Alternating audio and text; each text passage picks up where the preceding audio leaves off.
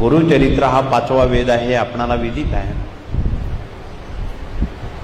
आणि त्या वाचण्यानं, मननानं, चिंतनानं जन्मजन्मांतरीचे दोष, आपण जो मानवजात या भूतलावर आलो ते बरेच ऋण दोष घेऊन आलेलो आहोत.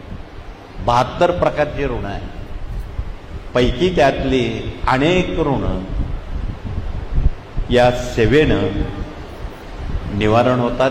त्यात मातृदोष असेल, पितृदोष असेल, पूर्वजन्म, प्रारब्ध, सुकृत, क्रियामान, ऋण, वैर, हत्या, शाप, तळतळा यासारखे अनेक दोष श्री गुरुचरित्र पठणानं, चिंतनानं नव्हे श्रवणानं, श्रवण भक्तीसुद्धा तेवढीच महत्त्वाची आहे, त्यानं ते निवारण होतं.